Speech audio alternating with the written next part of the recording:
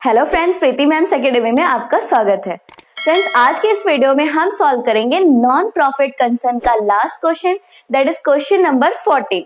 सबसे पहले तो फ्रेंड्स, अगर आपने हमारा चैनल सब्सक्राइब नहीं किया है अभी तक तो इसे प्लीज सब्सक्राइब कर लीजिए और इसे ज्यादा से ज्यादा शेयर करिए ताकि हमारा चैनल ग्रो हो सके।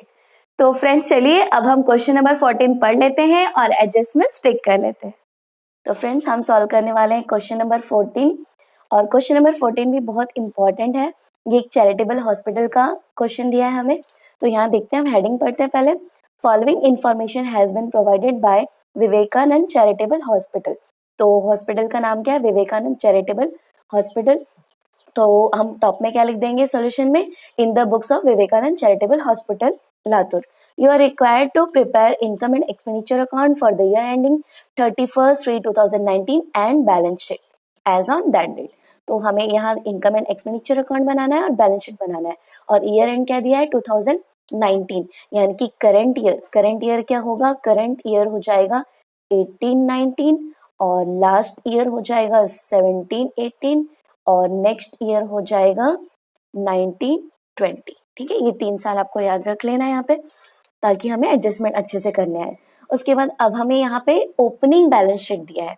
तो जब भी आपको ओपनिंग बैलेंस शीट दिया हो, ये जितने भी यहाँ असेट्स दिए हैं या स्टॉक दिए हैं, ओपनिंग स्टॉक्स, ये सारा पहले आपको देखना है और यहाँ पे पहले टिक करके लेना है। तो यहाँ पे पहले क्या दिया? बिल्डिंग। तो अब हम चेक करेंगे, क्या चेक करेंगे कि हमारा जो करंट ईयर का रिसिप्ट्स एंड पेमेंट्स अकाउंट हमें दिया है उसमें फिर से और बिल्डिंग परचेस हो रहा है क्या। तो आइए हम यहाँ पे देखते हैं पहले। तो यहाँ पे बिल्डिंग का नाम कहीं पे भी नहीं दिया है, मतलब और बिल्डिंग परचेस नहीं हो रहा है। तो और ये वाला जो बिल्डिंग है ये डायरेक्ट हम कहाँ लिखेंगे? सबसे पहले ये हम लिखेंगे असेट्स में। ठीक है, और इस पे कोई एडजस्टमेंट नहीं है क्योंकि और बिल्डिंग परचेस नहीं हो रहा है। अब आगे देखते हैं एम्बुलेंस। तो एम्बुलेंस और है क्या? परचेस हो रहा है क्या? यहाँ हम देखते हैं पहले। तो यहाँ पे कोई एम्बुलेंस और परचेस नहीं हो रहा है, मतलब और एम्बुलेंस कुछ भी ऐड नहीं होगा और ये कहाँ जाएगा? असेट्स में जाएगा। फिर क्या दिया? Stock of drugs. अब ये जो स्टॉक ऑफ ड्रग्स है ये कौन से डेट का है? 1/4/2018। ये हमारे करंट ईयर का स्टार्टिंग डेट है 1 अप्रैल 2018, मतलब ये ओपनिंग स्टॉक है। लास्ट ईयर का क्या होगा? ये क्लोजिंग स्टॉक। और करंट ईयर हमारे जो है उसका क्या हो जाएगा? ये ओपनिंग स्टॉक। तो ये ओपनिंग स्टॉक ऑफ ड्रग्स है, यहाँ पे मैं लिख देती हूँ ओपनिंग स्टॉक। तो ये ओपनिंग स्टॉक में हम पहले चेक करेंगे कि करंट ईयर और ड्रग्स परचेस हो रहा है क्या, पेमेंट साइड में दिया है क्या। तो यहाँ देखते हैं। तो यहाँ देखिए दिया है बाय परचेस ऑफ ड्रग्स। तो ये जो परचेस हुआ है ड्रग्स, ये उस ड्रग्स में हमें ऐड करना पड़ेगा। ठीक है, ऐड हो जाएगा तो वहां पे हमें टिक करना होगा क्योंकि ये वहां ऐड करना है। पहले तो हम यहाँ पे लिखेंगे add in opening stock, add in opening stock of drugs. Opening stock of drugs में ऐड करेंगे। तो यहाँ पे हम टिक कर लेते हैं स्टॉक ऑफ ड्रग्स में। ओके, यहाँ पे अब यहाँ पे और एक चीज आपको देखना है, इंक्लूड्स। यहाँ पे ब्रैकेट में हिडन एडजस्टमेंट दिया है, इंक्लूड्स 40,000 फॉर 17-18। मतलब ये जो 2 लाख का पेमेंट हुआ है परचेस ऑफ ड्रग्स का, इसमें से 17-18 का 40,000 का पेमेंट हुआ है, 17-18 का। यानी कि लास्ट ईयर का इतना 40,000 जो आउटस्टैंडिंग था वो इसमें पे कर दिया गया है। तो ये लास्ट ईयर का हमें माइनस करना पड़ेगा इसमें से। लास्ट ईयर का आउटस्टैंडिंग इस ईयर में पे हुआ है तो करंट ईयर में से उसे माइनस करना पड़ेगा। तो इसे माइनस करने के लिए हमें और एक टिक करना पड़ेगा, लेकिन वो टिक हम यहाँ नहीं करेंगे, हम ओपनिंग वाले के यहाँ करेंगे यहाँ पे, क्योंकि हम पहले ये वाला एंट्री करने वाले हैं, उसके बाद वो। तो ये करेंगे तभी हमें पता चलना चाहिए कितना टिक है और कितना लाइन छोड़ना है, इसलिए आप यहाँ टिक करेंगे। ओके, अब हम आगे देखते हैं। आगे क्या दिया है? Hospital equipments. तो हॉस्पिटल इक्विपमेंट्स यहाँ दिया है 3,04,000। तो हम चेक करेंगे कि और इक्विपमेंट्स परचेस हुआ है क्या। तो यहाँ देख लेते हैं, हॉस्पिटल इक्विपमेंट्स नहीं, और कुछ भी परचेस नहीं हुआ है। तो हम डायरेक्टली यहाँ पे आ जाएंगे। हॉस्पिटल इक्विपमेंट्स क्या होता है? असेट्स होता है, इसे हम असेट्स में लिखेंगे। और इसका ये जो स्टॉक ऑफ ड्रग्स है ये हम कहाँ लिखेंगे? ये हम एक्सपेंडिचर में लिखेंगे। ठीक है, इसका पोस्टिंग एक्सपेंडिचर में जाएगा और ये असेट्स में जाएगा। फिर कैश इन हैंड जो ओपनिंग बैलेंस का तो हम नहीं लिखते, तो इसे हम क्रॉस कर देंगे, इसे हम कहीं नहीं लिखेंगे। अब हम लायबिलिटी साइड चेक करते हैं। तो यहाँ दिया है कैपिटल फंड। तो ओपनिंग कैपिटल फंड कहाँ जाता है? बैलेंस शीट के लायबिलिटी में जाता है, जो करंट ईयर का हम बैलेंस शीट बनाएंगे। फिर बैंक लोन। तो ये बैंक लोन यहाँ जो दिया है हमें चेक करना होगा कि ये पे हो गया है क्या लोन, यहाँ देखते हैं पहले। ठीक है, यहाँ पे अगर लोन्स पे हो गया है, पूरा पेमेंट हो गया है तो हम नहीं लिखेंगे, लेकिन यहाँ कुछ भी नहीं दिया है, मतलब ये लोन अभी भी है, अभी भी ऑर्गेनाइजेशन का ये लोन बाकी है, तो ये करंट ईयर के बैलेंस शीट के लायबिलिटी में जाएगा। ठीक है, अब आगे देखते हैं आगे क्या दिया है। आउटस्टैंडिंग बिल्स फॉर ड्रग्स, तो ये लास्ट ईयर में अब हमारे ओपनिंग की डेट पे 50,000 बिल्स का ड्रग्स आउटस्टैंडिंग था, लेकिन यहाँ पे लास्ट ईयर का आउटस्टैंडिंग जो ड्रग्स था वो कितना पे हुआ, सिर्फ 40,000 ही पे हुआ 17-18 का, राइट। यानी कि 50,000 में से अभी भी 10,000 बाकी है। यहाँ आप ऐसे करेंगे 50,000 माइनस 40,000 पेड, 40,000 क्या हो गया, पेड हो गया, तो बच गया कितना 10,000। 10,000 मतलब अभी भी आउटस्टैंडिंग है, still outstanding, still it is outstanding. तो ये कहाँ जाएगा, पोस्टिंग कहाँ जाएगा इसका, पोस्टिंग जाएगा करंट ईयर के लायबिलिटी में, करंट ईयर के बैलेंस शीट के लायबिलिटी साइड में 10,000 सिर्फ जाएगा, सिर्फ ये अमाउंट जाएगा। ठीक है, क्योंकि इतना पे हो गया, इतना था, इतना पे हो गया, इतना बाकी है, तो ये अभी भी आउटस्टैंडिंग है, तो ये करंट ईयर के लायबिलिटीज में जाएगा। ठीक है, 10,000। फिर हमने ओपनिंग बैलेंस शीट पूरा देख लिया है, अब हम यहाँ देखते हैं एडजस्टमेंट्स। अब हम डायरेक्टली एडजस्टमेंट देखेंगे, यहाँ नहीं देखेंगे, क्योंकि ये तो जब हम पोस्टिंग करेंगे तब हम देखेंगे, तो अभी हम एडजस्टमेंट देखते हैं। ओके, तो एडजस्टमेंट में क्या दिया है, on 31st May 2019 stock of drugs was valued at 22,000। तो ये 2019 कौन से ईयर का एंड है, 31st May 2019 करंट ईयर का एंड है, यानी कि करंट ईयर के एंड में स्टॉक ऑफ ड्रग्स इतना था, तो ये क्या हो जाएगा, क्लोजिंग स्टॉक हो जाएगा, closing stock of current year. ठीक है, तो क्लोजिंग स्टॉक को हम क्या करते हैं, माइनस करते हैं ओपनिंग स्टॉक से, राइट। तो यहाँ पे मैं लिख देती हूँ less from opening stock of ये drugs, opening stock of drugs.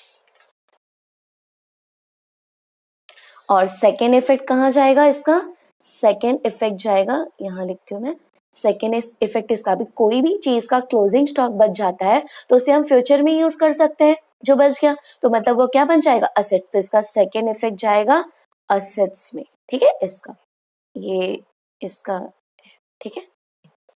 तो यहाँ पे अब हम इसके लिए टिक करना पड़ेगा, क्योंकि क्लोजिंग स्टॉक माइनस करना है ना ओपनिंग स्टॉक ऑफ ड्रग्स से, तो यहाँ पे हम ये जो ड्रग्स का ओपनिंग स्टॉक है इस पे टिक करेंगे। तो देखिए टोटल 3 टिक हो गया यहाँ पे, मतलब यहाँ 6 लाइन छोड़ना होगा जब आप इसको एंटर करेंगे, तो एडजस्टमेंट के लिए 6 लाइन छोड़ेंगे। ठीक है, अब हम आगे देखते हैं, तो आगे क्या दिया, depreciate building at 5% per annum and on ambulance 30,000।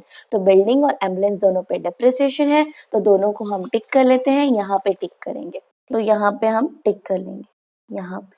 ठीक है, एम्बुलेंस और बिल्डिंग पे।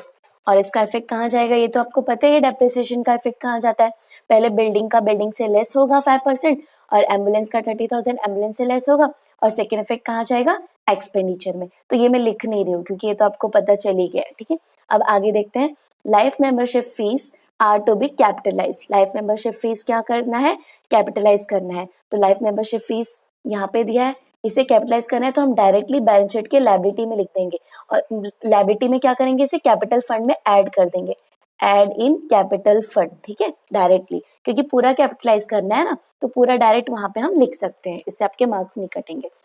तो ये हमने पूरा टिक कर लिया है, आप इसका स्क्रीनशॉट लेना चाहे तो ले लीजिए, और आपके पास जो क्वेश्चन टेक्स्ट बुक है वहां पे आप एज इट इज टिक करके ले लीजिए, और जब आप वीडियो देखेंगे तो उसे सामने रखिएगा ताकि आपको सॉल्यूशन अच्छे से समझ में आ जाए। ओके, अब यहाँ का भी स्क्रीनशॉट ले लीजिए। तो फ्रेंड्स, हमने क्वेश्चन पढ़ लिया है, एडजस्टमेंट टिक कर लिया है, अब हम पोस्टिंग करेंगे। तो हमने यहाँ पे अकाउंट बना लिया है, इनकम एंड एक्सपेंडिचर अकाउंट, और ईयर एंडिंग हमें क्या दिया था, 31st May 2019, और ऑर्गेनाइजेशन का नाम हमें क्या दिया था, विवेकानंदा चैरिटेबल हॉस्पिटल। तो हमने वो लिख लिया है, ये बैलेंस शीट हमने बना लिया है। यहाँ पे ईयर एंडिंग क्या था, 31st May 2019। अब हम यहाँ पे, और यहाँ पे आपने देखा रहेगा क्वेश्चन में कि सब्सक्रिप्शन रिलेटेड कोई एडजस्टमेंट्स ही नहीं है, सिर्फ एक ही आपको एंट्री दिया है सब्सक्रिप्शन का, तो फॉर्मेट बनाने की जरूरत नहीं है, सिर्फ जो सब्सक्रिप्शन है वो हम यहाँ टॉप में लिखेंगे। ओके, तो सबसे पहले यहाँ पे जो ओपनिंग बैलेंस शीट दिया है हम उसकी पोस्टिंग करेंगे, उसमें जो भी फिक्स्ड असेट्स हैं और जो ओपनिंग स्टॉक्स है पहले हम वो पोस्ट करेंगे। तो यहाँ सबसे पहले ओपनिंग बैलेंस शीट में जो असेट साइड में दिया है, पहला है बिल्डिंग, तो बिल्डिंग क्या कहाँ जाता है, असेट्स में जाता है, तो इसे हम असेट्स में लिखेंगे यहाँ। और बिल्डिंग के ऊपर एडजस्टमेंट है तो इसे हम इनर कॉलम में लिखेंगे, कितना दिया है 10,50,000, तो हम लिखेंगे 10,50,000। अमाउंट बड़ा है तो आप जितना भी ये जीरो वगैरह लिखते हैं जरा ध्यान से लिखिएगा, ठीक है।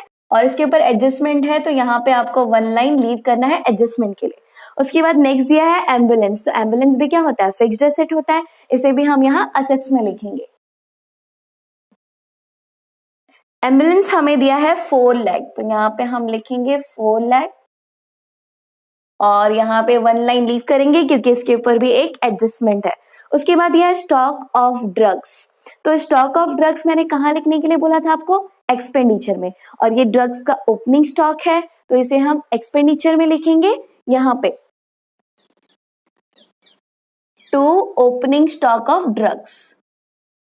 कितना दिया है हमें ओपनिंग स्टॉक ऑफ ड्रग्स, 42,000, तो यहाँ पे आप लिखेंगे 42,000 और इसके नीचे आपको कुछ लाइंस लीव करने हैं एडजस्टमेंट के लिए। यहाँ टोटल 3 एडजस्टमेंट्स है, तो 3 एडजस्टमेंट है मतलब कितना लाइन लीव करेंगे आप, ये पहला लाइन लीव करेंगे पहला एडजस्टमेंट के लिए, फिर उसे कैलकुलेट करने के लिए, फिर ये दूसरा एडजस्टमेंट लिखने के लिए, फिर ये उसे कैलकुलेट करने के लिए, फिर ये तीसरा एडजस्टमेंट लिखने के लिए, यानी कि टोटल 1 2 3 4 5 लाइंस टोटल आपको लीव करने होंगे, ठीक है। ये जो ड्रग्स लिखा है ना इसके नीचे से 5 लाइन आपको लीव करने होंगे और इस तरह से ऐसे आपको लाइन पूरा डिवाइड कर देना है एडजस्टमेंट्स के लिए। उसके बाद क्या दिया, हॉस्पिटल इक्विपमेंट्स, तो हॉस्पिटल इक्विपमेंट्स क्या होता है, हॉस्पिटल के लिए असेट्स होता है, तो इसे हम असेट्स में लिखेंगे यहाँ।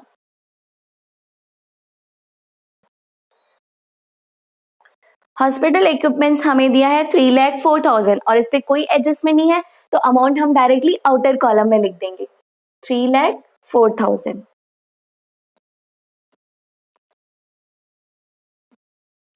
उसके बाद आगे दिया है कैश इन हैंड, तो ये तो ओपनिंग कैश इन हैंड है, इसे हम कहीं नहीं लिखते करंट ईयर में, ठीक है। तो अब हम लायबिलिटी साइड देखते हैं, लायबिलिटी साइड दिया है पहले कैपिटल फंड, तो कैपिटल फंड हम कहाँ लिखते हैं, यहाँ लायबिलिटीज में लिखते हैं, यहाँ पे टॉप में, तो ये हम लिख देंगे। और कैपिटल फंड दिया है हमें 11 लाख और कैपिटल फंड को हमेशा इनर कॉलम में लिखना है क्योंकि इसके ऊपर बहुत सारे एडजस्टमेंट्स होते हैं। उसके बाद आगे दिया है बैंक लोन, तो बैंक लोन मैंने कहा बताया था लायबिलिटी में जाएगा क्योंकि ये लोन अभी भी पे नहीं हुआ है करंट ईयर में, मतलब ये अभी भी लायबिलिटी है तो इसे हम लायबिलिटी में लिखेंगे। लेकिन यहाँ से आपको कुछ 4 से 5 लाइन छोड़ के लिखना होगा क्योंकि कैपिटल फंड में एडजस्टमेंट्स होते हैं बहुत सारे, 3-4 एडजस्टमेंट ज्यादातर होते ही है, तो इसीलिए आपको यहाँ से 4-5 लाइन छोड़ के लिखना है, ठीक है। तो यहाँ लिख देती हूँ मैं बैंक लोन, बैंक लोन दिया है 6,50,000, ओके। अब इसके बाद आगे दिया है आउटस्टैंडिंग बिल फॉर ड्रग्स, तो ये जो है ये करंट लायबिलिटी है, ठीक है। बिल फॉर ड्रग्स आउटस्टैंडिंग है, तो इसमें मैंने आपको कुछ यहाँ पे बताया था कि 50,000 का ड्रग्स आउटस्टैंडिंग है, जिसमें से कि यहाँ आगे हमें बोल दिया था कि 40,000 ड्रग्स का जो है पे किया है लास्ट ईयर का, यानी कि 10,000 अभी भी पे करना बाकी है, 10,000 अभी भी पे करना बाकी है, अभी भी आउटस्टैंडिंग है, तो ये वाला जाएगा लायबिलिटीज में। मैंने टिक करते वक्त भी आपको बताया था, राइट। तो यहाँ पे हम लिखेंगे outstanding bills for drugs,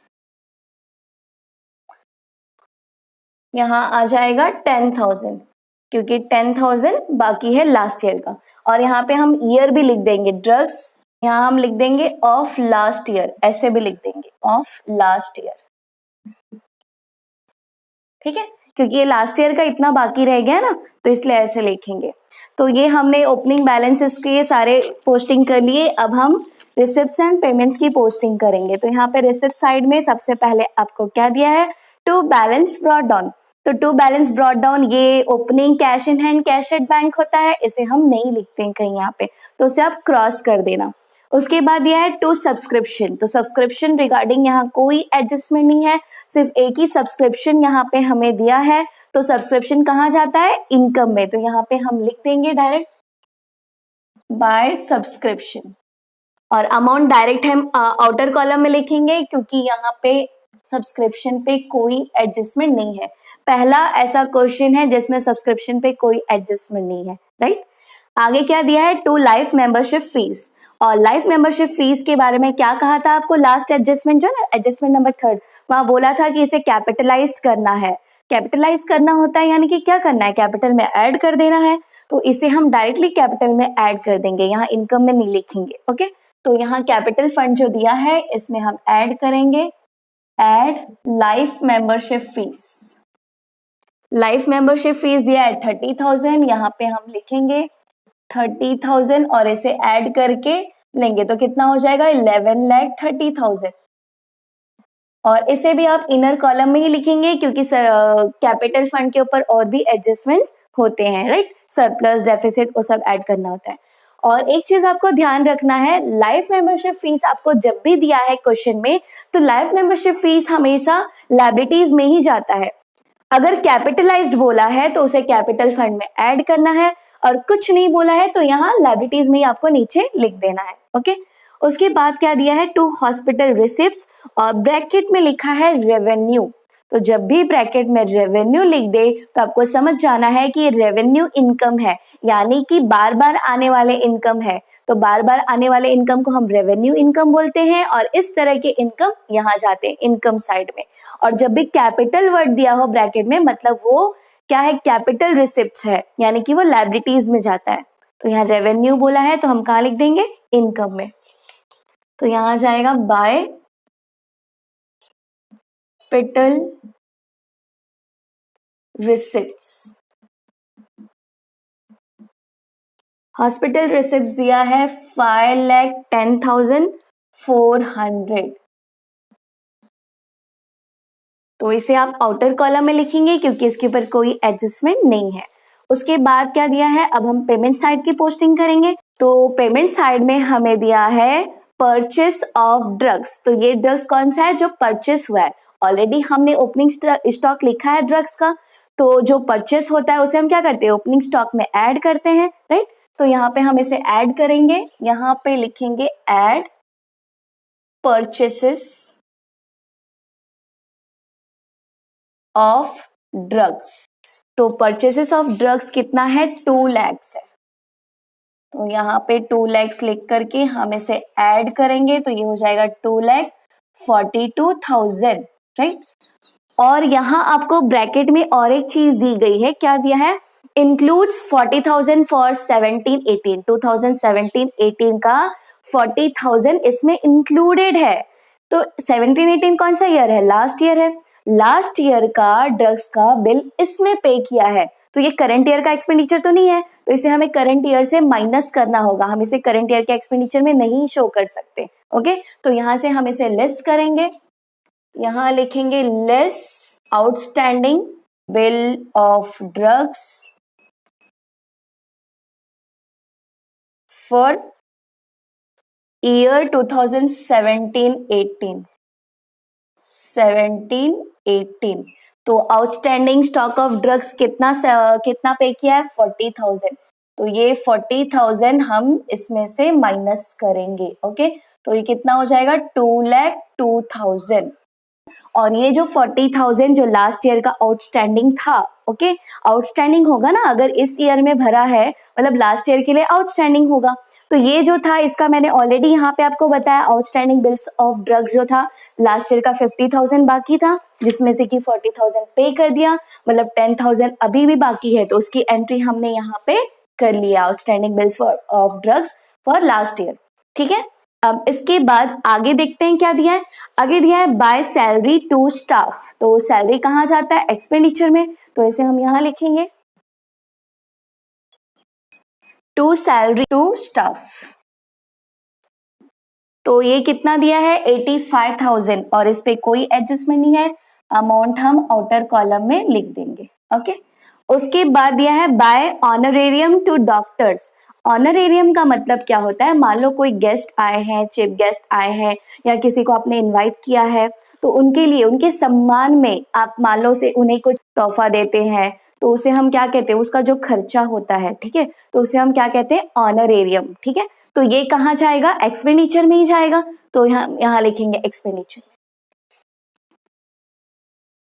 to honorarium to doctor. तो ये डॉक्टर्स के सम्मान में कितना खर्च हो गया है? 4 लाख। 4 लाख यहाँ पे खर्च हो गया है, तो इसे हम आउटर कॉलम में लिख देंगे। उसके बाद क्या दिया है? By repairs and maintenance. तो रिपेयर्स एंड मेंटेनेंस भी क्या होता है? एक्सपेंडिचर होता है, तो इसे हम एक्सपेंडिचर में लिखेंगे। रिपेयर्स एंड मेंटेनेंस दिया है 18,000। ओके, अब इसके बाद आगे क्या दिया है? फर्नीचर। तो ये फर्नीचर जब भी आपको कोई भी फिक्स्ड असेट पेमेंट साइड में दे दे तो आपको समझ जाना है कि वो परचेस ऑफ असेट है, यानी कि फर्नीचर परचेस हो रहा है। तो ये फर्नीचर आपको क्या करना है? असेट्स में लिखना है, क्योंकि परचेस तो हो रहा है लेकिन है तो असेट्स, तो ये असेट्स में ही जाएगा, राइट? यहाँ पे हम लिखेंगे। और ओपनिंग फर्नीचर कुछ नहीं था, अगर पहले से ओपनिंग फर्नीचर होता तो उसमें ये ऐड हो जाता, लेकिन कुछ नहीं था, तो ये हम डायरेक्टली ऐसे ही असेट्स में लिख देंगे। तो फर्नीचर हमें दिया है 45,000 और इस पे कोई एडजस्टमेंट नहीं है, अमाउंट हम डायरेक्टली आउटर कॉलम में लिख देंगे। ओके, उसके बाद यह by general expenses. Expenses word आ गया, मतलब खर्चा है, एक्सपेंडिचर में जाएगा, तो इसे हम यहाँ लिखेंगे। जनरल एक्सपेंसेस हमें दिया है 16,000, तो यहाँ आ जाएगा 16,000। जनरल एक्सपेंसेस का मतलब क्या होता है? जो छोटे छोटे खर्चे होते हैं वो एक साथ इस तरह से दे दिया होता है। ओके, अलग अलग लिखने के बजाय इतना सारा एक ही में ऐड करके लिख देते हैं। उसके बाद आगे क्या दिया है? By balance brought down. तो ये current cash in hand, cash at bank है, करंट ईयर का क्लोजिंग है कैश इन हैंड का, तो इसे हम यहाँ पे असेट्स में लिखेंगे कैश इन हैंड करके, बैलेंस करके नहीं लिखेंगे। कैसे लिखेंगे? कैश इन हैंड करके लिखेंगे। ओके, तो यहाँ लिख देंगे कैश इन हैंड। और कैश इन हैंड ये हमें कितना दिया है? 2,400। ठीक है, तो ये सारी पोस्टिंग हमने कर दी, रिसिप्ट्स एंड पेमेंट्स की भी और ओपनिंग बैलेंस शीट की भी। अब हम एडजस्टमेंट सॉल्व करते हैं। तो एडजस्टमेंट में पहला क्या दिया है हमें? On 31st 3/2019 stock of drugs was valued at ₹22,000। तो ये कौन सा स्टॉक ऑफ ड्रग्स है? क्लोजिंग स्टॉक, क्योंकि डेट देखिए क्या दिया है? डेट दिया है 31st 3/2019। तो ये कौन से ईयर का एंड है? करंट ईयर का एंड है, 31st 3/2019, राइट? तो करंट ईयर के एंड में जो भी स्टॉक बच गया उसे हम क्या बोलते हैं? Closing stock. और जो क्लोजिंग स्टॉक करंट ईयर के एंड में बच गया है, मतलब उसे हमने करंट ईयर में नहीं यूज किया है, तो वो एक्सपेंडिचर में नहीं लिखना चाहिए हमें, तो वहां से हम माइनस कर देंगे। और ये बच गया है मतलब हम इसे फ्यूचर में यूज कर सकते हैं। तो जो भी चीज हम फ्यूचर में यूज कर सकते हैं, स्टॉक्स वगैरह गुड्स जो भी हो, तो उसे हम क्या बोलते हैं? असेट्स बोलते हैं, वो असेट्स हो जाता है। ठीक है, तो पहले तो हम यहाँ से माइनस करेंगे ड्रग्स में से, और सेकेंड इफेक्ट कहाँ जाएगा? बैलेंस शीट के असेट साइड में। तो यहाँ पे हम लिखेंगे स्टॉक ऑफ ड्रग्स, यहाँ पे दिया ना ओपनिंग स्टॉक है, उसमें परचेसेस ऐड किया था हमने, फिर लास्ट ईयर का आउटस्टैंडिंग माइनस किया था, और अब ये क्लोजिंग स्टॉक हम माइनस करेंगे, लेस क्लोजिंग स्टॉक।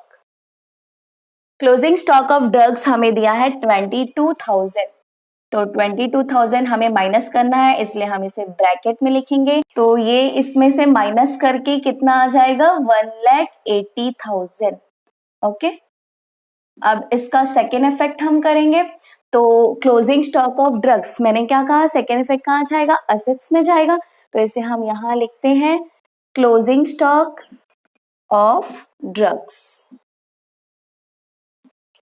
कितना है? 22,000, तो इसे हम लिखेंगे यहाँ पे 22,000। उसके बाद आगे हमें क्या दिया है? Depreciation on building at 5% and on ambulance 30,000। तो पहले बिल्डिंग का डेप्रिसिएशन हम लिखते हैं, तो बिल्डिंग पे कितना परसेंट बोला है? 5%। डेप्रिसिएशन हम लेस करते हैं, क्या लिखेंगे? Less depreciation. तो बिल्डिंग के ऊपर 5% का डेप्रिसिएशन हमें दिया है, 5% कितना हो जाएगा? 10,50,000 का। हम यहाँ पे करके देखते हैं, तो ये 10,50,000 इंटू 5%, और ये पूरे ईयर के लिए निकालना है हमें, तो ये कितना आ जाएगा?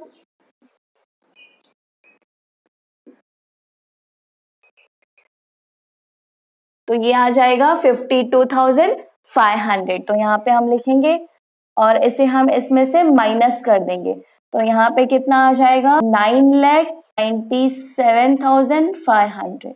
अब इसका सेकेंड इफेक्ट भी जाएगा, लेकिन पहले एम्बुलेंस पे भी डेप्रिसिएशन है, तो वो भी हम पहले लिख लेते हैं, बाद में एक साथ लिख देंगे सेकेंड इफेक्ट।